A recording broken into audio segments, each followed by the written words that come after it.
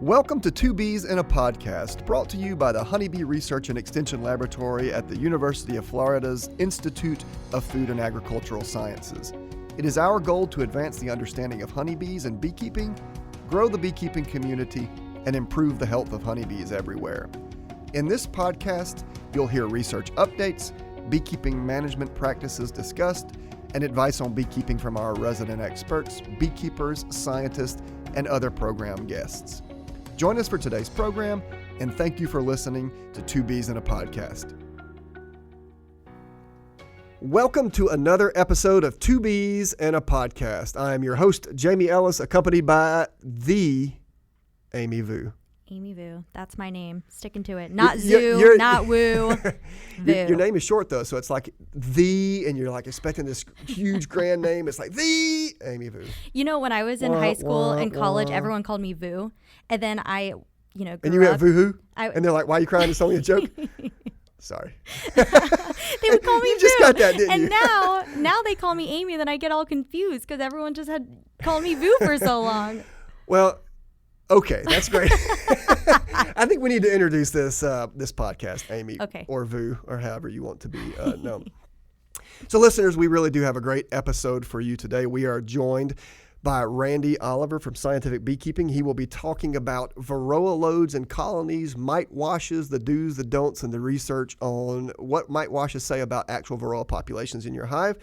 That is followed by a segment on the Bee-Informed Partnership, the benefits to you as beekeepers, what they do for you, etc. And joining to speak on behalf of the Bee-Informed Partnership will be Anne-Marie Fauvel and Nathalie Steinhauer, who are great interviewees on this topic. Great, lovely people. Absolutely. So this is a great episode. I mean, we've got three fantastic speakers, and I think you guys are going to really enjoy what we talk about in today's episode of Two Bees in a Podcast.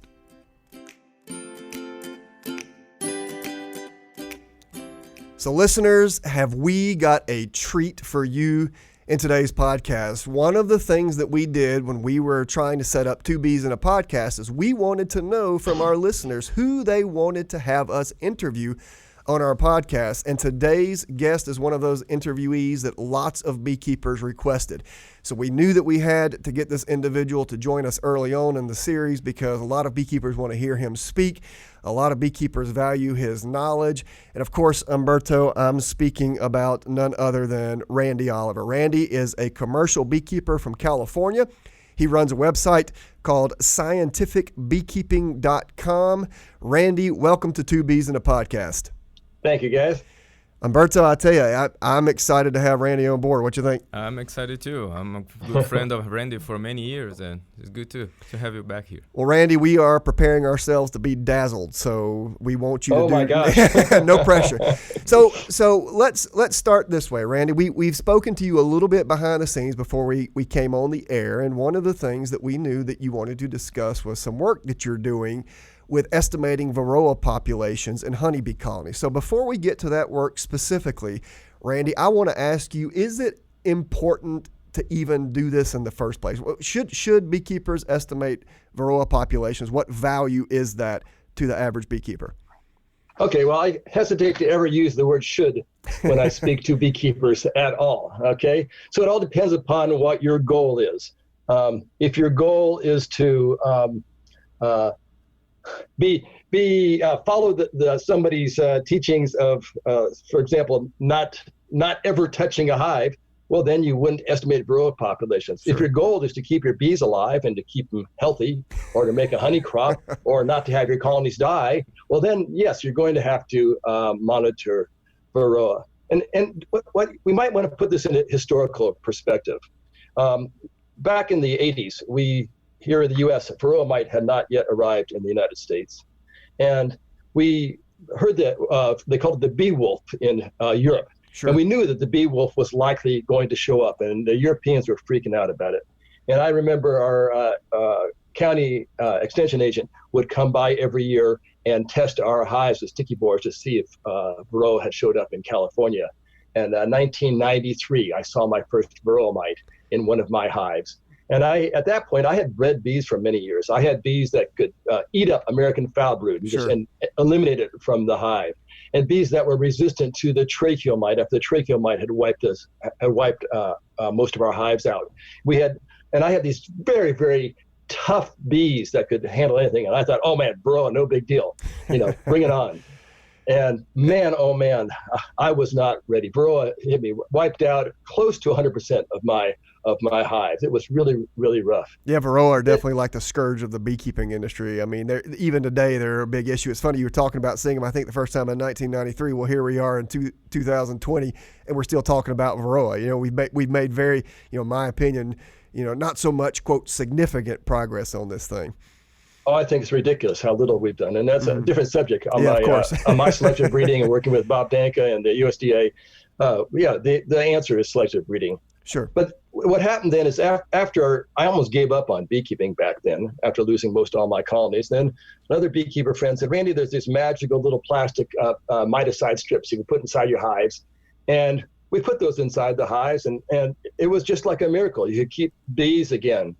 And there was one of the extension agents that said, you know what, Varroa is the best thing that ever happened to beekeepers, because what it did is it wiped out all the to commercial beekeepers. It wiped out all the competing hives living in the wild, the feral colonies. It wiped out all the hobby beekeepers who weren't managing their colonies. And things were better for those remaining beekeepers because they controlled the mite with the strip. Now, here's the interesting thing. We could get by with one treatment a year. You could let the mites just build up in your colony all year long, and then come fall, you could have almost maybe a mite on every single bee in the hive. And that hive, the bees would still be thriving. And you put in these strips in, the mice just fell by the tens of thousands. Your sticky board at the bottom of the hive would be solid reddish brown, covered with mites. Yeah, sure. And the colony said, great, and survived the winter, and it was no problem. So that once a year treatment could do it. The point is that initially the colonies could handle a very, very high load of Varroa and still survive. Now, this didn't just happen in the United States. This happened in every country where Varroa showed up. When you had the first invasion of Varroa, it was not that big a deal if once a year you could treat. And then what we saw before our eyes as a biologist is I could watch the virus, deformed wing virus, evolve. And after a couple of years, we could no longer get by with that once a year treatment. Our threshold for treatment, the number of mites that the colony could handle that was the mites transmit this deformed wing virus, that number dropped lower and lower. And you couldn't let a colony go that long. So then we started looking at this concept of treatment thresholds. And, Sure. and a number of them came out of the southeast of how many mites you could have in a hive. Yeah, and I think Randy, that's an important point, right? Because prior to this issue and the thresholds what you're saying, going down, beekeepers could do exactly what you said. You treat once a year, you treat twice a year with apistan, fluvalinate, and that was the deal. But now it seems necessary to monitor Varroa populations. We have to know when we reach those thresholds. So yeah, and that's the critical thing. And what we've seen is these threshold numbers changing as the viruses evolve and better take advantage of Varroa as a vector within the hive. All right, hey, Randy, I have a question for you. So, what are the ways someone can monitor Varroa population, in your opinion, right now? What the types of procedures they can do? Okay, the first one that comes to people's minds is just to look for mites. So they pull a frame out of the hive and they look on the bees and they see if they see mites crawling around. And I was in New Zealand a number of years ago and talking to the managers of the large operators there. They put one manager in charge of every 1,000 hives, and they have a crew of a few guys that would run the hives. And so I spoke to several of the managers, and I asked them how they did that, and they said, "Oh, we just wait till we see mites crawling on the bees." And I said, "Well, enjoy that while it lasts." Yeah, because that just means your bees are about to die. That will not last because yeah, the virus will evolve in your country also, and you will not be able to do it anymore. And sure enough, in a couple of years, that did not work anymore. The point is that Varroa mites prefer to feed on the bees on the undersides of the bees. Mm-hmm. And the Varroa mite rarely ever has to touch the comb, if ever in its life. It hitchhikes on the bees. So by the time you actually visually see mites walking on the combs, you have a very high infestation rate. And that's the problem with many hobby beekeepers because they don't ever see a mite. They don't think that there's mites in the colonies. Yeah. So visual assessment does not work well. So the second thing to do would be to do a brood assessment, where you go in, you either look at the drone brood or worker brood, and either when you open your hive during the spring when they're rearing drone brood between the frames, you can inadvertently rip open cells of drone brood that are on the top bars. You can look for mites in that drone brood, or you can put in a drone trap frame and use a capping scratcher to pull the cappings off and knock the brood out and count for the mites in there. But Randy, like what you say, you know, when you're trying to visually, when you're looking visually on the adult bees and visually even on drone brood, all you're doing is seeing mites. It doesn't really tell you kind of like a mites to bee ratio or a level of infestation, right? These are just visual things, and oftentimes by the time you see these levels that are high, it's too late, right? Well, yeah, high, but what you do is you look for even a lower level. You just whether you see, yes, you do see mites at all. Yeah. With those assessments, generally you'll see no mites until the level starts to climb. Then you'll see some.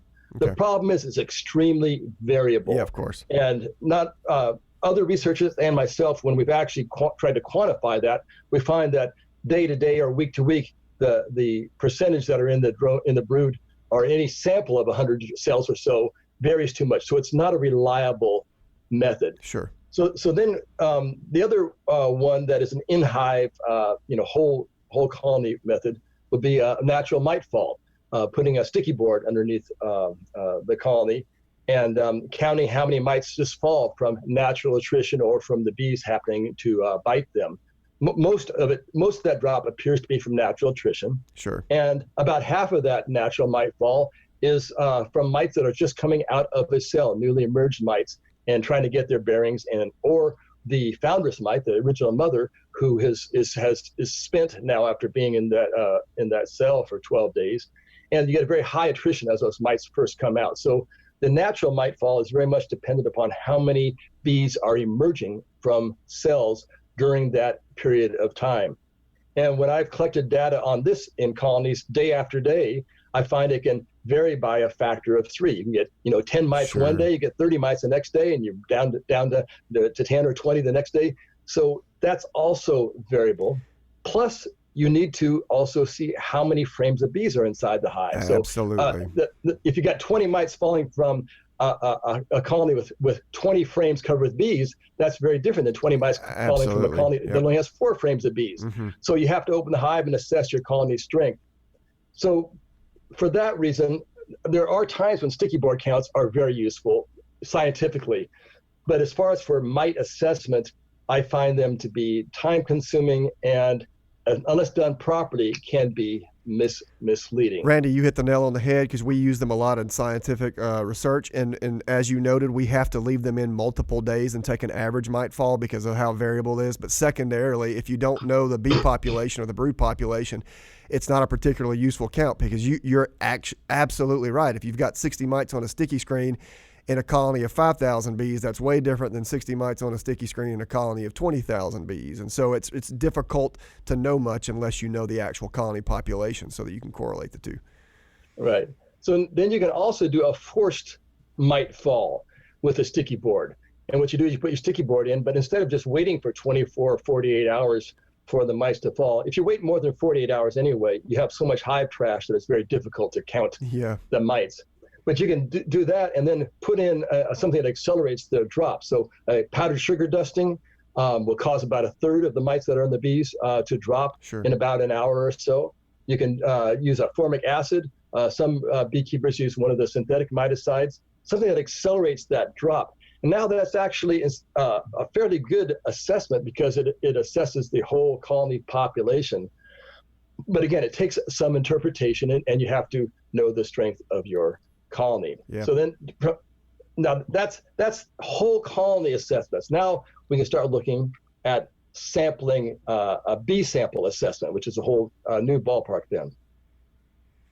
Yeah, so what are some of the ways that you prefer to do that? I mean, to me, the most popular method is some variation of the alcohol wash, right? Where you collect a sample of bees, about 300 bees or so in a jar, and you wash them with alcohol. I mean, there's variations of that. There's the ether roll, there's powdered sugar shake, but they're all kind of relying on the same principle. I mean, what do you do? And I know you've looked specifically at alcohol washing, so maybe we should go there.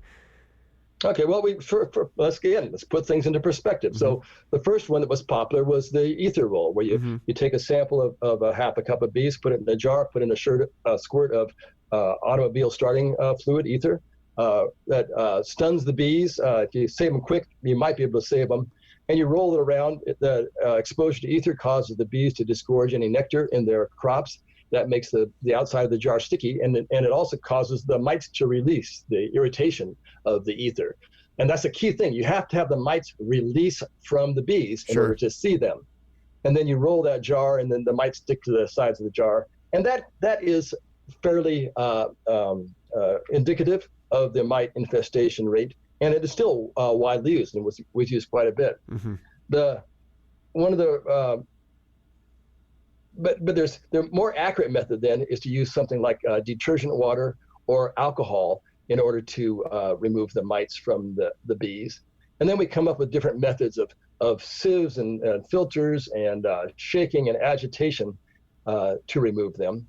The gold standard that has among scientists is the alcohol wash, where you take a measured number of bees, typically a level half cup, which is about 315 bees, and put them into a container with alcohol. And then you, depending upon who's recommending it, you shake them hard, or you stir them, or you agitate them, or then let the mites release and try to separate them from the bees by various methods, and then count the number of mites off of there. It came off the bees. And you're trying to generate a mites per 100 bee ratio or something like that? That's what you're looking for. You're looking for either, the scientists use mites per 100 bee ratio, which involves arithmetic. Many beekeepers just use mites per half cup of bees, which does not involve arithmetic. That's just simply what you actually see. And since the half cup of bees is pretty standardized, I like to just use the mites per half cup of bees. But when I'm talking to scientists such as yourself, then I'll do the arithmetic in my head, which is always an extra step then. And I try to avoid extra needless steps. Every time you do an arithmetic, that makes it a little bit tougher. What we find that yeah, math is hard, right? Assuming, now here's the huge assumption, we can get back to this, assuming that those 300 bees that you took from that sample of the hive are representative of the mite infestation rate of the bees throughout the hive, and that's a huge assumption, and we'll talk about that. Then you can look at what percent infestation rate, how many mites there are per 100 bees. So 1 mite per 100 bees would be a 1% infestation rate. And what I've seen in our operation is if we can keep our colonies at less than a 2% infestation rate, 2 mites per 100 bees, that'd be roughly 6 mites in alcohol wash. The bees do just fine as far as viruses. Remember, it's not Varroa that kills your colony, it's the viruses they transmit. And there's just like we have with other livestock, you have a critical level of infected individuals in a population that will allow a disease pathogen to transmit throughout the population. At only 2% infestation rate of mites, the deforming virus does not transmit well throughout the hive. Hey Randy, Umberto here. I've been following your work, and I know you're trying to develop systems to eliminate some of the assumptions that we have regarding quantification of mites. Can you tell a little bit of what you're doing? There is so many variables when you're doing alcohol washes and assumptions, and I know you have some good information that you can share with us. Certainly. The number one thing, the number one problem I see across the United States with beekeepers is they wait too late. And a very low level of mites, 1% or 0.5% infestation early in the season seems very low, but that means that colony is not going to make it till the end of the season. The problem most beekeepers have, they wait too late until the mite level is fairly high, and then they try to bring it down. Yeah. By that point, the virus epidemic has already started. So the key to successful bee management is to keep the mite level low throughout the season. If we'd use the adult bee sampling method, the alcohol wash or the powdered sugar roll, the question is what time of year? So there's online, you can just Google Randy's Varroa model and come up with a spreadsheet which shows you at any time of the year, if you look at your alcohol wash level, what that predicts your mite level will be 2 months, 3 months in the future, so you don't get caught off guard. Sure. Okay, so now once you've decided that you're going to take these, then you're going to open your hive and you're going to take a sample of bees. The question is what frame from the hive to take them from. The Varroa mite prefers to ride on a nurse bee. The nurse bee has more fat bodies, it's more nutritious to the mite. And the nurse bee is the only bee in the hive that will take that mite to a cell that has a larva about to pupate. And that's the key thing for Varroa. They have to catch a ride to a larva that needs to pupate. So you really want to, the highest mite infestation rate will be on the nurse bees. So the question then is, which bees in the hive to sample? Yes, if you sample pure nurse bees, then you're going to get your highest infestation rate in the hive. But that doesn't necessarily mean that's a representative sample. Sure. Because if the colony has a small amount of brood and very few nurses, they're going to give you a misleading sample. So maybe what you want is a sample of bees that gives you a more representative sample of the bees in the hive. So I'm going to be publishing some data from an experiment I completed recently, where I went through a number of hives and took out the frames one at a time and took an adult bee sample from each of the frames and then quantified the mite level there and then recorded what was on that frame, whether it was a honey frame or a drawn comb or bee bred or mixed brood or simply young larvae, whether it had the queen. And the results were very interesting. When I could then figure out what your average mite infestation rate was for all the frames in the hive. And what I'm looking really for is, and again, it depends on what your goal is. If you want to be conservative, you would want to see what the infestation rate was of the nurse bees. If you want to have a better idea maybe for the whole colony, you want to look at what frame will give you the most representative sample of all the bees in the hive. And I'm not sure right now which one is the right one. Now that I have this actual information. Well, Randy, you just stole my question. I was basically going to say, so what's the answer? Yeah. So the answer is I don't know. Now, you sound like a scientist. You're going to get your highest, typically you get your highest Varroa infestation rate from combs that have young larvae, open brood. Makes sense. On them. Combs with mixed brood are high, but a little bit lower on average than the ones with young larvae. And then you look at your honeycombs and your combs with bee bred, they are lower, but they're actually more consistent than the other combs. The other combs with brood, the number can jump up and down in the same colony, the infestation rate quite a bit from frame to frame on the brood. This is something Dr. Rock Buchler from Germany, years ago, we corresponded about this, and we had done some work saying, well, if you look at the combs that have honey or bee bred on them, you get a lower infestation rate, but it's a more consistent infestation rate than the ones that have brood. And if you want, I can tell you right now, the short answer, the bee sample that is most representative of the mite infestation rate across the hive is from a comb with honey or bee bred onto it, adjacent to the brood nest, but not actually with brood on it. Yeah. Now, that makes sense. This has another very, very practical benefit. When you go into the hive to take that bee sample, if you go into the brood nest, you're going to get the highest mite infestation rate, but you also have a chance of inadvertently getting the queen in your bee sample. You're using detergent or alcohol or ether or shaking the heck out of them with a sugar shake, you're likely to damage or kill the queen. Yeah, the rumor is the queens don't like that. Get her. Yeah. So by avoiding taking brood frames, you not only get a more representative sample, but you have much less chance of getting the queen in the tub. And I'm going to return to the queen issue in a second. So a comb adjacent to brood, but not with actually brood on it, will give you your most representative sample. Let me ask you a quick question. You know, we've been saying non-stop alcohol washes, and usually the scientist, Jamie, thinks of one type of alcohol, and the homeowner, Jamie, thinks about another type of alcohol. What the scientist thinks, ethanol, because that's what we put our bees into.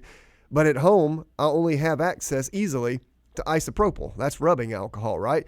So what type of alcohol should beekeepers use, and does it matter? Should they be getting rubbing alcohol? Should they go get some Southern Comfort and try to get it at high enough concentration to pickle those bees? Well, that's a good question. Of course it is, Randy. As far as I can tell, I don't have hard data on the difference between ethanol and isopropyl alcohol. My educated guess is they're likely the same. The real question is your percentage alcohol. Yeah. When you go down to buy isopropyl alcohol, you can go to the dollar store, you can get 50% isopropyl alcohol, you can get 70% isopropyl alcohol, you can get 90% isopropyl alcohol, you can get 99% isopropyl alcohol. There's 4 different grades that are commonly available on the shelves. Yep. And for many years, we would use a low percentage, around 50%, because it was the cheapest that we had. Mm-hmm. So I was curious whether that made a difference. And I ran dozens and dozens and dozens of alcohol washes with different concentrations from bees from the same colony, and then would do multiple washes, take the same sample and agitate them over and over again until I finally recovered all the mites. What I found out with 50% isopropyl alcohol, you might have to do 4 or 5 washes on the same sample bees for 60-second washes in order to recover all the mites. The mites did not release very well in the 50% alcohol. If you do 90% alcohol, you get 95% or more mites released in the first 1 minute of washing, and you get 100% by the second minute of washing. Then there's 2 things in play right here. Number 1 is how quickly the mites sink when you're doing that agitation. I use nested cups so my mites precipitate down. I never shake up and down. If you shake up and down, you wash the mites back up into the bees every shake. So shaking up and down is counterproductive. Your best thing is to precipitate the mites through the bees by a swirling method or using your fingers in a sieve.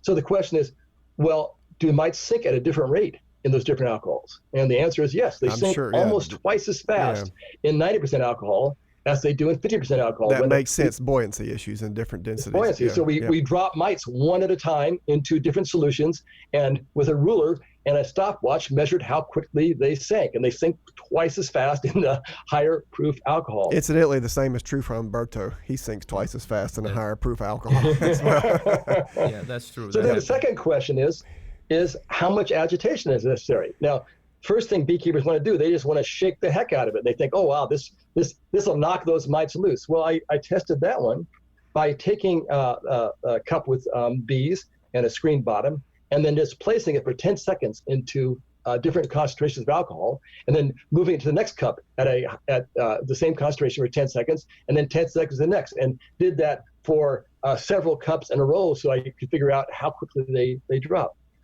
In the higher proof alcohol, at 20 seconds, they just start letting go. Okay, with zero agitation whatsoever. So you just give them high alcohol, they don't need to shake them. At 90% alcohol, within a minute, you've got all the mites have just released with no agitation whatsoever. Okay, by 2 minutes, essentially they've all released. That doesn't happen with the lower proof alcohols. They don't necessarily release.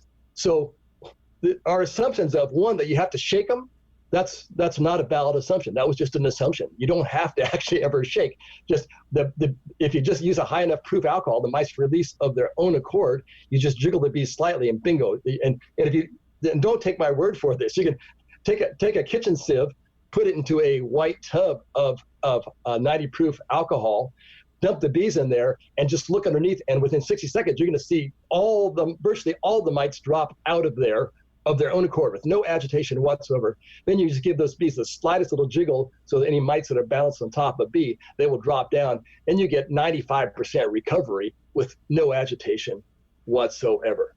So now we're fine tuning this. And the problem is on the alcohol wash, shaking the bees up and down is counterproductive.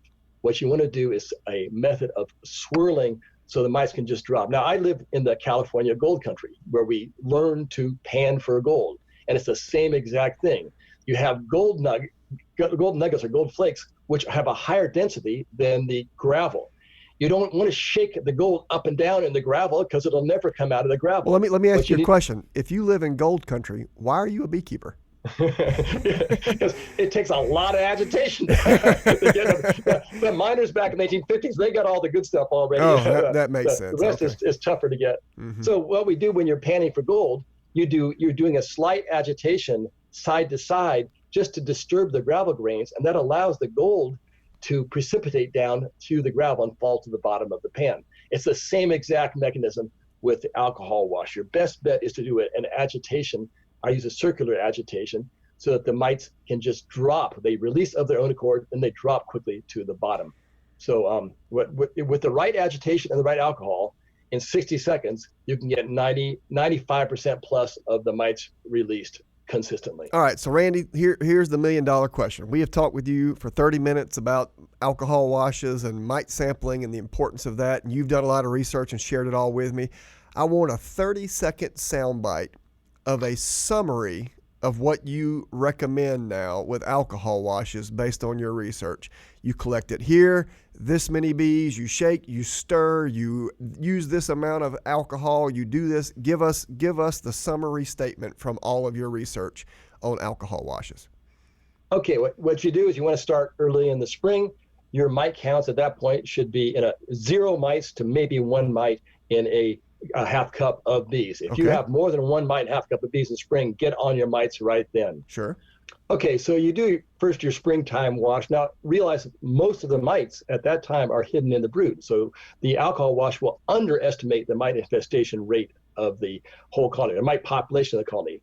So in June, do it again, depending upon how much brood. Now, typically there's a lot of brood. So again, it's going to be, a lot of the mites will be in the brood. So if you get a 1% in June, 1%, 3 mites in an alcohol wash, be concerned. I would treat right then. We would treat without hesitation at that point. Again, you're taking your sample from a frame of bees adjacent to the brood nest. And then you can look in my mite model and extrapolate how far you can go until you have to do your next one. If we control mites in June, we typically have until August. We cannot wait till September or October in our California or your Florida environment, because the mites will be increasing too quickly. So the alcohol wash is a predictive value. You want to have that very low number, which means, I got some breathing time. I can wait 2 months until the next treatment. On the other hand, if you're up at that 6 mites in alcohol wash, you cannot wait 2 months because they're going to increase too quickly, especially as the amount of brood rearing decreases later in the summer. Randy, that was absolutely great information. Thank you so much for sharing and spending some time with us. I think beekeepers need to monitor for Varroa. I like the fact that you outlined what an important infestation rate to know is. We appreciate all the research that you're doing to help us make our alcohol washes better, perhaps more accurate, and just for spending time with us, Randy. Thank you so much.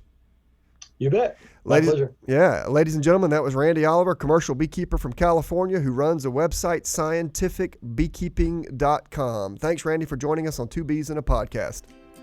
For additional resources, visit the podcast page on our website, ufhoneybee.com.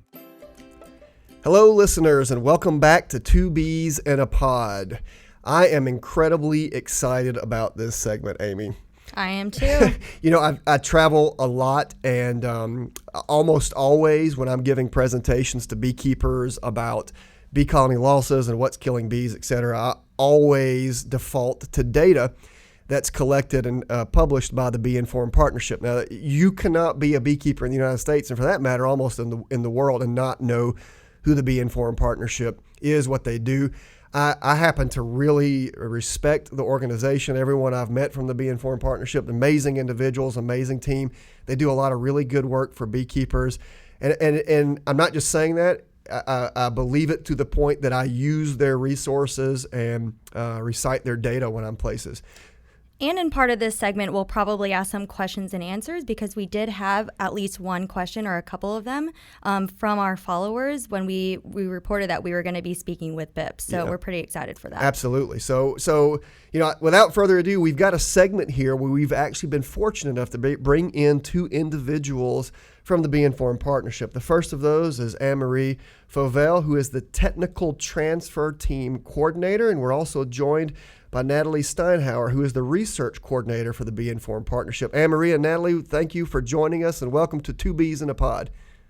Thank you for having us, Jamie. Absolutely. And Anne, I'm gonna start with you because you and I shared the stage at the Wisconsin Honey Producers Association meeting where we both spoke. And I tell you, I just kind of hung on every word you said. And when I left, you gave a talk over the technical transfer teams, but more importantly, kind of to me, the take-home message that I had was a Sentinel Apiary project. So I want to talk about all that with you. But first, I just want to start by asking, what is it that you do? What is the Technical Transfer Team Coordinator? And even backing up from that, what is the Bee Informed Partnership, and why do beekeepers need to know about it? All right. Well, let's start from the beginning. Yes. Thank you for your introduction. It was interesting to follow you at Wisconsin meeting because you are a lot funnier than I am. So I was a little intimidated. You heard that, right? He just thinks he's funny. You heard that I'm funny, right? All right. Yeah. Well, in the end, I was a little intimidated, but I'm happy to hear that you enjoyed what I had to say. The Be Informed Partnership is such a great team, such a wonderful family. It's a nonprofit organization. And as its name implies, it's a collaboration between honey research labs in academic institutions across the U.S. and beekeepers and the beekeeping industry. So basically, we try to bring everybody to the table, all the stakeholders to the table to discuss and try to, solve some of our issues. So in the end, the Be Informed Partnership has a mission to reduce colony mortality and to improve our understanding of colony health. And we try to do that by bridging the gap between research and industry. Yeah, I think that's great. You do such a good job with that for sure. Yeah. Yeah, thank you. Well, it's a big mission, that's for sure. And bringing all these people to the table has been extremely interesting to hear all the voices and to be able to work from all these different perspectives and angles. One of our programs is the Technical Transfer Team Program, and that's what I coordinate.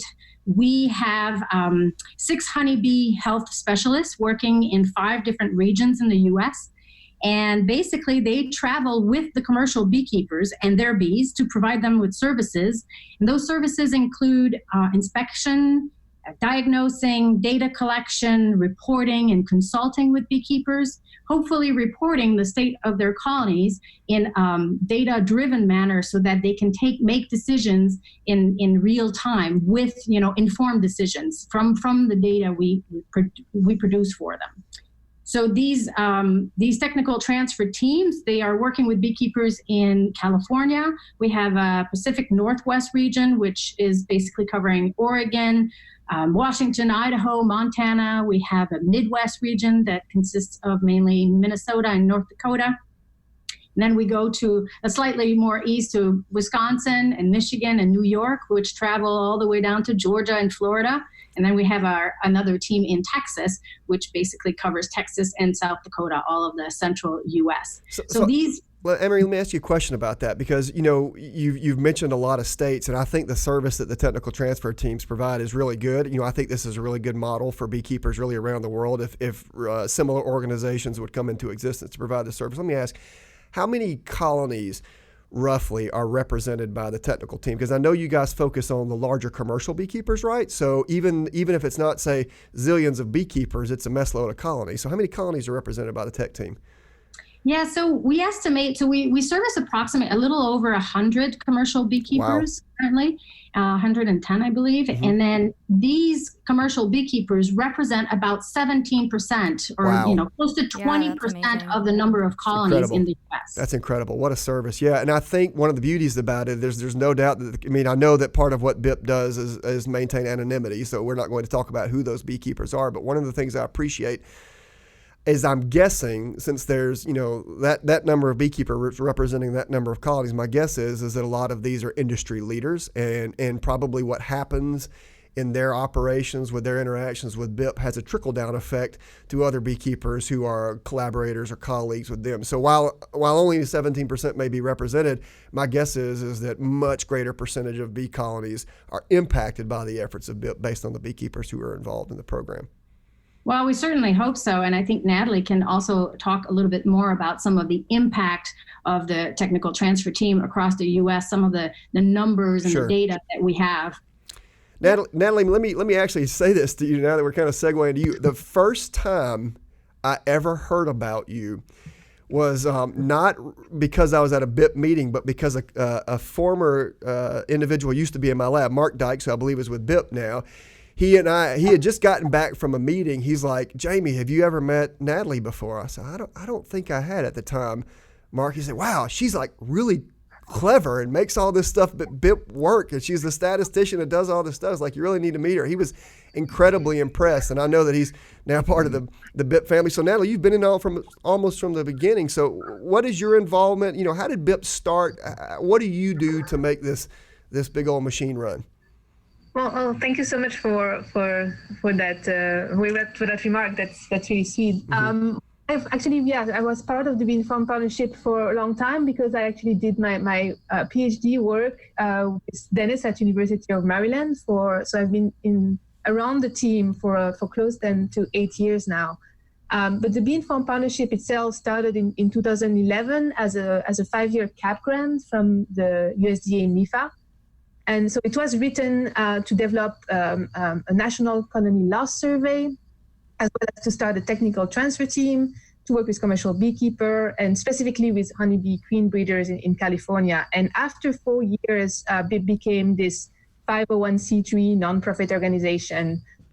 From there, we grow the annual survey every year, and now we include not only colony loss, but also management and treatment information. And so the objective is to try to find, the best management practices that are associated with this in colony loss. And we also expanded the work of technical transfer team, as Anne-Marie was mentioning. 5 regions in the United States as distinct commercial beekeepers in 17 states. So that also grew over the years.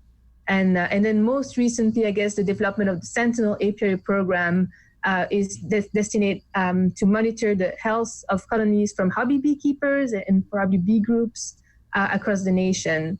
And as a side project, I guess, we're also managing the APIS National Survey for USDA. Wow. We're helping coordinating that with University of Maryland. And we're offering diagnostic and emergency test kits for beekeepers that request those services. And we are also trying to partner more with new collaborators across the US and Europe. We're trying to perform field trials on demand and really help to bridge that gap, researcher to science and beekeepers and trying to be that bridge between the science industry and the beekeeping industry. Yeah, so Nathalie, I know you all are very active as far as communicating what you're doing and the different tools that you're using. I receive your emails pretty often, and Jamie and I were actually at a conference not too long ago, and we were talking to some beekeepers here, and that was actually one of the questions that we had on social media. Can you tell us a little bit more about the Sentinel Apiary program and what that is and how beekeepers can really become involved? And, I know there are a lot of beekeepers out there that want to help, and they're just not quite sure, what direction to go in. Yes, we were very excited about this program because, for a long time we worked with commercial beekeepers, and we're like, how can we also service smaller scale beekeeper that we can send the tech team in person, take the samples, and do all that consulting was with smaller scale beekeepers. But what we basically found is we can help them to monitor their colonies. And so basically what we do is any beekeepers, and we usually say if you have a minimum of 4 hives, you can participate in our programs. And what we will do is we'll send you all the equipment you need to take samples in your own colonies and basically incentive you to take a sample, open your colony, do an inspection, take a sample once a month for the whole active season, usually from May to October with a little of, wiggle room on that timeline. And so it really is this incentive programs to get smaller scale beekeepers to go inspect their colony, giving them the right tools to learn how to inspect their colonies and how to getting used to do monitoring and look at their data, and then they receive their results in a timely fashion so that they can take decision about their management before the next month, about whether or not they should treat or do any other kind of remedy action. They can actually see the disease loads change in their colonies according to their action over time. Yeah, I think that's great. So Anne-Marie, kind of keeping with that, the thing that really stuck with me about your talk at the Wisconsin Honey Producers Association dealt specifically with the Sentinel Apiary project. And what I was incredibly impressed with was kind of like your story, your personal story of how, prior to monitoring Varroa in your own colonies, you thought you knew kind of what was going on prior to monitoring things. And then when you became yourself involved with this particular project, you saw how quickly your Varroa rebounded, et cetera. So what I left that meeting convinced of is that every time I speak to a local bee club, that I thought that it's important to endorse this program, the local bee club. So while maybe not every hobbyist can purchase colonies or pay the fees to be involved in the Sentinel project, I do believe it would be a fantastic teaching tool at the local club level, just to show people, look, if you monitor your Varroa, look at what these populations are doing. If you monitor this, look what's going on. So could you talk a little bit about that? Anne-Marie, because I have spoken at one local club in Florida since your talk, and I left there saying, you guys need to get a club membership in this particular program. And I firmly believe every local club needs to be involved in this project, because I think it would teach its members so much. Yeah, thank you, Jamie. It's really interesting because I, myself, personally, way before I even worked with BIP, I've been in this position with BIP for 2 years now. I've been participating in the Sentinel program for 4 years now. So really, the Sentinel program is what sold me to BIP, and then I liked it so much that I went and worked with them. But I started with the Sentinel apiary myself, and it was really part of my bee journey.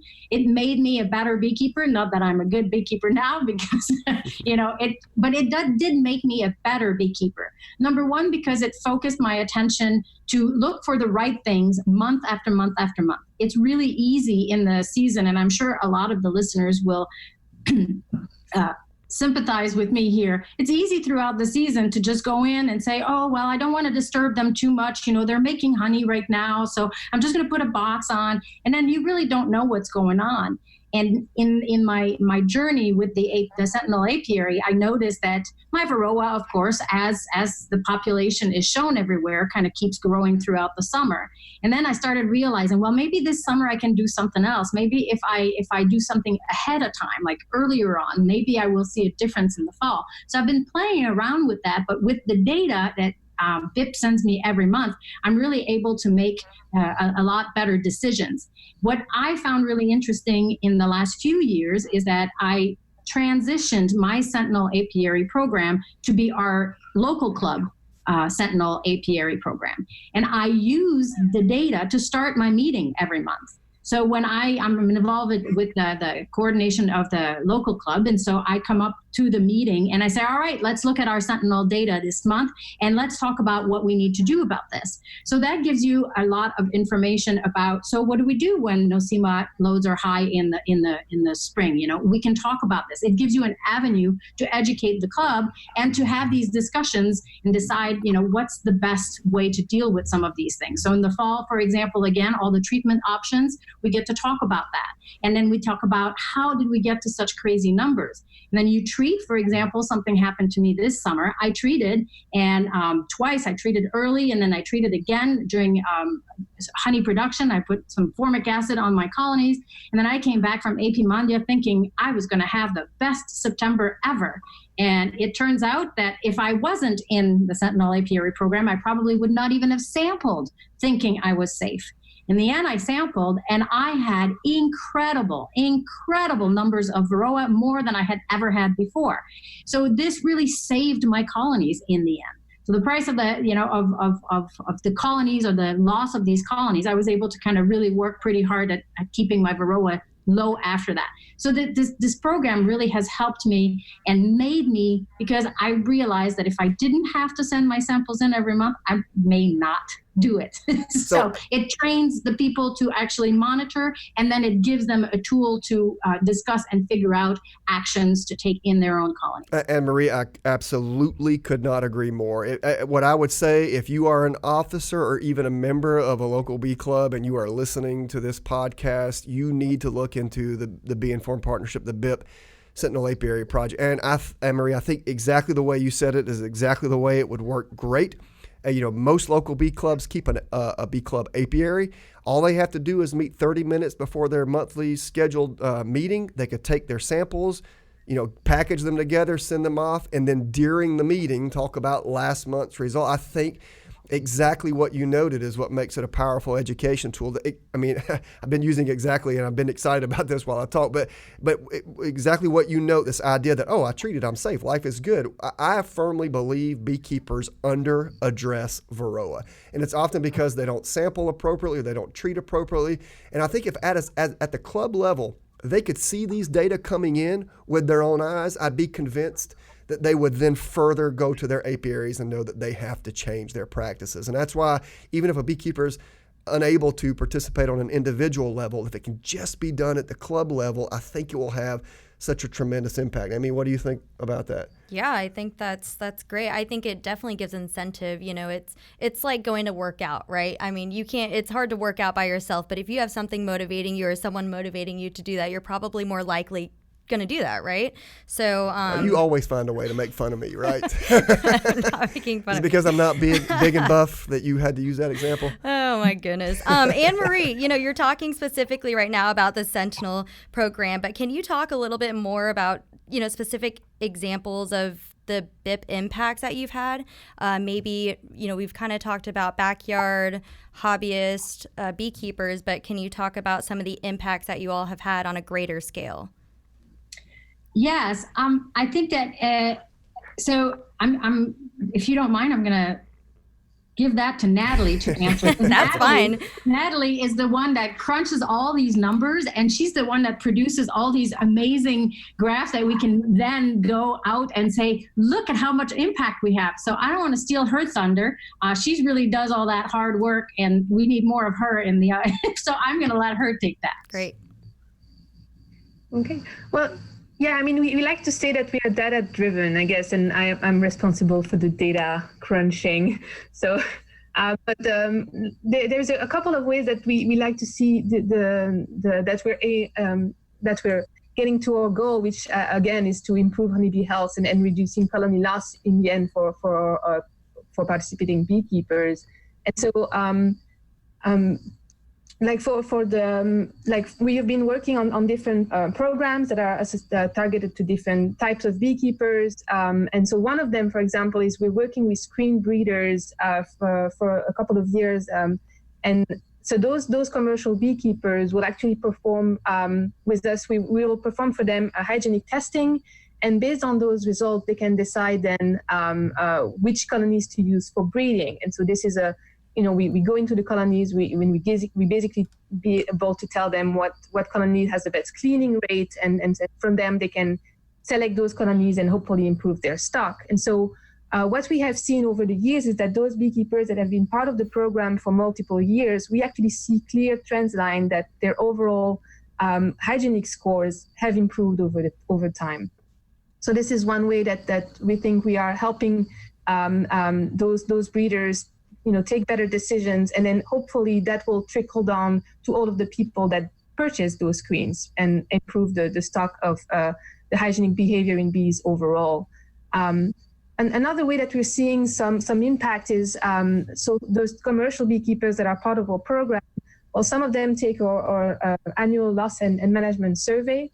And when we compare those commercial beekeepers that are part of our program with the loss rates reported by other commercial beekeepers, we actually find that the commercial beekeepers part of our programs report lower level of losses over the winter, which is the end goal, right? Where that's the final objective, and that's the one of the metric that we can measure to see our impact. So we think that it's we are usually said that we're sometimes pushy, and that's kind of one of our best quality is that we kind of force beekeepers to we disrupt their habits. We go and take samples when they say themselves that they're too busy and that they can't monitor on their own. And so that means that we can help them to catch problems early on, and we give them time to react to them. And so we think that that's the reason why overall we might help them be more successful. Well, Natalie, let me expand some questions on that, because one of the ways that I use BIP essentially all the time is by the use of the colony loss data, and I know that you're the mastermind behind crunching those numbers. And so the two things that I use probably every one of my talks are the data related to colony losses, like what percentage of our bees are we losing every year. And if I'm not mistaken, that hovers kind of in between 35 and 40% a year when you look at summer and winter losses composite. And in addition, what I really like, what I really like is when you guys ask beekeepers what do they believe are their principal reasons for their colony losses. And now the reason I like those data so much is because those data are what help me shape my own research program, right? If beekeepers are not saying that small hive beetles are in their top 5 reasons for colony losses, then why would I be investing mess loads of research and energy in studying small hive beetles? And so, over the years, I've averaged together all the BIP data, and I've used those results to kind of shape what we do here. So, I've talked about loss rates, I believe, if I'm not mistaken, hovering around 40%. But let me ask you, what do the BIP data collectively say are the principal reasons that beekeepers are reporting for their losses? In other words, what are the big stressors that beekeepers think are responsible for the loss of their colonies? I know that varies a little bit from hobbyist to commercial, but if you could kind of give me the overall picture and then zoom into commercial, because I also have a take on that based on looking at the data, but I'm gonna let you talk about it since you're the mastermind behind it. Yeah, so that's a very interesting question indeed, and we like to portray it as a way of saying this is not to say those are actual colony Sure. losses, but those are the way that the beekeepers see it. So they're Perceived colony losses. Yeah, that's the perceived colony loss. And what we usually find is that one of the major difference between small scale and large scale beekeepers is that if you ask large scale beekeepers, commercial and some of the sideliners, their number one, without a doubt, cause of colony loss is Varroa. And then they will also actually report issues. But really far above anything else is Varroa. And then when you look at small scale beekeepers, then Varroa does not have this really central component. It's like it's in the top 5, but it's not all the way up here like it is in commercial beekeepers.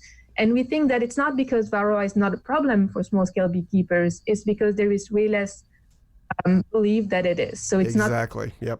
Them the way that it's actually recognized in commercial beekeeping operations.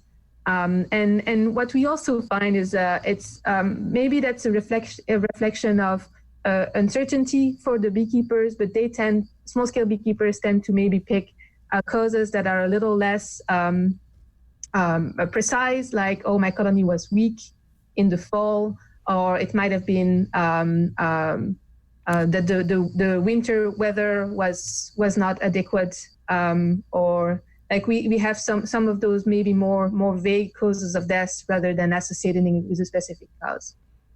Yeah, I think that's great. And one of the ways that I think that the data, like I said, I cannot stress this enough, the way that the data have really helped me and my team is we try to cater our research programs to what we're seeing beekeepers report.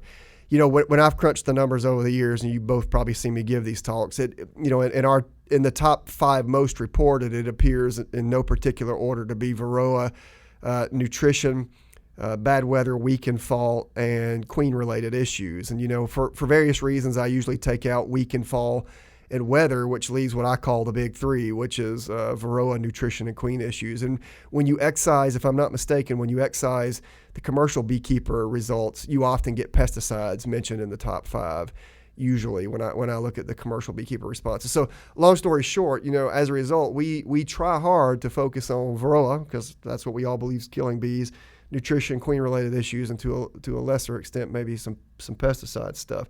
So I think BIP data are the data that make that kind of honing in possible. And I hope that serves as a model for other people. We need to be addressing what the beekeepers say is important to them, right? And I think BIP is great at allowing us to think about that. So let me just see if I can get this right, because BIP offers so many services. I want to make sure and recognize all of them. We've talked about quite a few, and I've made a list, and you guys tell me if I'm wrong. Number one, you work with queen producers. I love that idea because, you can work with thousands and thousands of beekeepers, or you can work with a few queen producers who influence the colonies of thousands and thousands of beekeepers. So I love the fact that you're doing queen or stock improvement programs. You have tech teams that work directly with commercial beekeepers who provide monitoring services and all kinds of information related to their apiary so they can make real-time decisions. You've got the Sentinel Apiary Project, which is a fantastic teaching and monitoring tool, especially for smaller scale beekeepers. I think the educational component is just an amazing part of that particular program. You guys manage the USDA National not Loss Savings, but the USDA National Survey. And fifth, I've got here, you guys conduct your own loss surveys, and which produces all of these corresponding data on what management practices are related to these loss rates, et cetera. You give management tools to beekeepers, et cetera. So I've hit those 5 things, right? Queens, Tech Team, Sentinel Apiary, loss surveys, and the USDA National Survey. Am I missing anything else that BIP does for beekeepers? Well, we're involved with doing trials for the industry, which also Nathalie can report on, as she has been really instrumental in setting up all of the experimental designs, protocols for all of these studies, and then, of course, statistical analysis at the end of that. So we provide this, we're kind of like a one-stop shop because we have access to a large number of colonies in the real world, in multiple regions. And so we can actually do a lot of these trials for the beekeeping industry, for beekeepers, for anybody who has a scientific question to answer. We have the power to be able to do those. So that's one thing that we do. We also provide emergency diagnostic kits, as well as emergency response kits and diagnostic kits. So those are 2 different things. So those are some of the other programs I can think of. Nathalie, you want to expand on that? Yeah, sure. I mean, the reason that we started working more with those trials is that we found that a lot of our beekeepers said, well, all of your programs are great, but we have like small questions, like what is the effectiveness of a product in the real world, rather than really like we know the efficacy of a product in the lab, but we want to see it in the real world. We want to test it ourselves. And so we had beekeepers that actually started doing their mini trial at their local scale. And we said, well, we can probably coordinate that and make it a more coordinated effort throughout participating beekeepers, and actually collect data that is replicated on a larger scale. And so now we have worked with a couple of on a different couple of projects, and we worked with universities and as Anne-Marie said, the industry. And the idea is that we can be this independent third party that coordinates the effort at collecting the information from the beekeepers, most of the time directly working with our tech teams, which are really trained professionals that will always take metrics from colony inspection in a rigorous way, and get really concrete data on how all of management and treatment products work in real conditions rather than in lab. Yeah, I think that's great. We've had a lot of industry partners try to come to us and scale up some of the things they do, and I know you guys do that on a large scale. And and in addition to offering all those things that you've just mentioned, I see BIP people everywhere at every meeting, tabling booths, et cetera. So you're out there with the beekeepers in their colonies, in their mailboxes by sending back reports, online. You guys are everywhere. And I think you guys are a powerful force of good data and for exacting change in our industry. So I really applaud what you guys do. So we probably could talk about this way longer than we have in just the 30 minutes we've been here. But Nathalie, can you tell us where, if listeners want to know more, where should they go? What should they do? Yeah, they should definitely go on our website, so www.beinformed.org. It's a brand new website. We're really proud of it, and they will have directly access to our research folder, where they can actually see the data with their own eyes. So they can browse the data of all of the different projects. They can see the disease loads on average by state from the different program that we're doing, and then they can follow us on Instagram and Facebook, sign up for our blog so that they can see some of the pieces that are written by some of our employees, some of our tech teams, and or some of our supporters that are written on a regular basis. And then, so just go on our database and browse it for yourself, and you can find answers to many questions by all of your questions that you can explore from yourself. Guys, I give a talk a lot where it's called Resources for Beekeepers, and it's not even a PowerPoint presentation. I require my hosts to ensure internet access when I give that talk, because rather than give a PowerPoint presentation, I literally bring up the web and say, here's how I find the resources that I'm about to tell you about. You guys, the Bee Informed Partnership and the Honeybee Health Coalition, among others, you guys are always the ones who make my list. I show people how to get to your website. I show people how to navigate your website. I show people how to use information from your website. So, we work a lot here at the University of Florida to endorse you guys and your resources. And I'm so grateful for you mentioning that. I want to say it again to our listeners. It's www.beeinformed.org. You should go to that website and spend a lot of time at that website looking up information.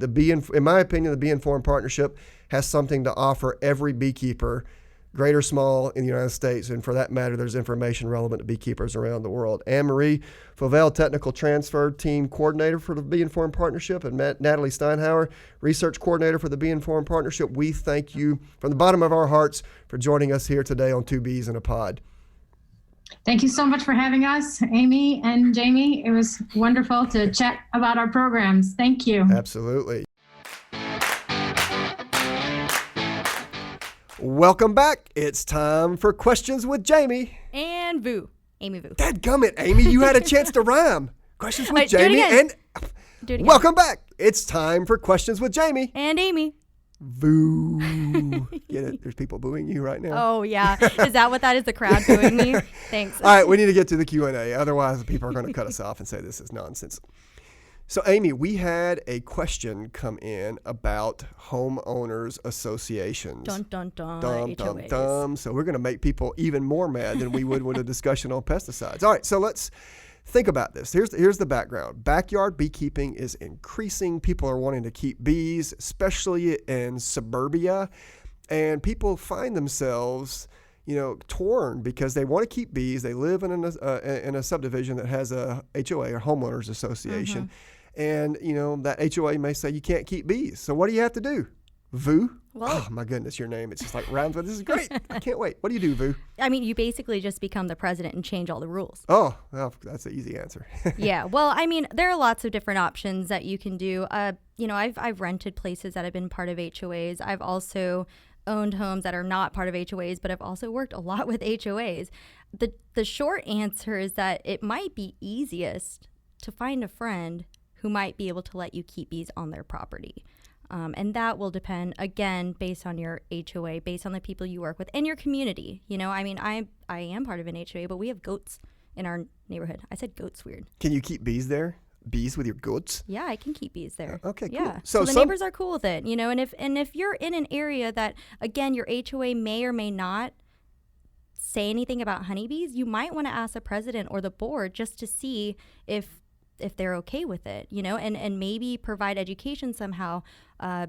Contact a local extension office or contact your local, beekeeper, and maybe you can provide education. So there's two recommendations then. Number one is try to work with your HOA, make them aware of the situation, and see if you can change their mind if there are rules against it. Number two, if you fail to change their mind, phone a friend, because you likely know someone who has some property who would be more than happy to allow you to keep bees on that property. And the thing you should always do is share your honey. That's right. Honey is really good at persuading people to see things your way. Yeah. So that's a short answer for All that. right.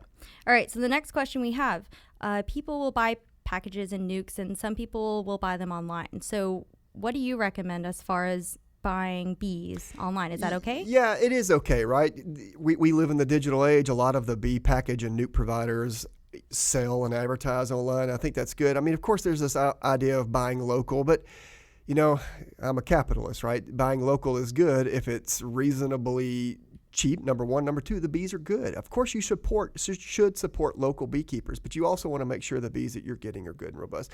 And for a lot of people, the opportunity to buy local doesn't exist. Maybe you live in an area where packaged bees or new providers don't exist. So, yeah, certainly check out the local scene. Make sure that there are local resources available to you. If there aren't, then feel free to purchase those bees online. Yeah, can I tell you what we did when we first started beekeeping in Virginia? I bet I can't stop you. Okay, well, I'm going to tell you. Yep, I'm going to tell you anyway. So we bought one nuke from a local beekeeper, and then we bought a package from Georgia, and we were living in Virginia at the time. Go dogs! And we just wanted to, compare the two, honestly. And so we tried both. I mean, why not, right? You can kind of compare and contrast and see what happens. I just know that the mail carrier was not too happy about it when they had a package and it was buzzing. They had no idea what it was. Sure. But that's my recommendation. Yeah, I mean, at the end of the day, just because someone's local doesn't mean it's a source of bees that you need to be purchasing. So you just do your homework on your local. When it's possible, buy a local. But if not possible, then it's certainly doable to purchase your bees online. They'll come to you in the mail. A lot of post office, maybe not yours here, a lot of post office are used to receiving bees and know how to handle that. You can always call your local post office and give them a heads up and say, hey, I've got a package of bees or a queen coming your way. Call me when it gets there and I'll come pick them up. That's a good thing. They're not going to think you're weird or anything. Of course not. Bee people are not weird. You said something about research. So we're kind of on a beginner track right now with our questions. And so the question that we have is, how much should I research and read and attend workshops versus, how much is just learning and problem solving as you go? Because that's a great way to learn, right? Yeah, I mean, your mistakes. There's obviously no substitute for getting your hands dirty with bee colonies. But to me, the best way to learn is through a mentorship program. And so let me explain that. Before I kept bees, I read a lot about them because I was interested in bees at age 8, and my parents wouldn't get me bees. It took about 4 years to get bees. You could read at the age of 8? Yeah, heck yeah. I was writing books at the age of 8. Amy, you should see some of my 8-year-old books. A little scary, but happy to be moved past that part of my life. But I read a lot about bees.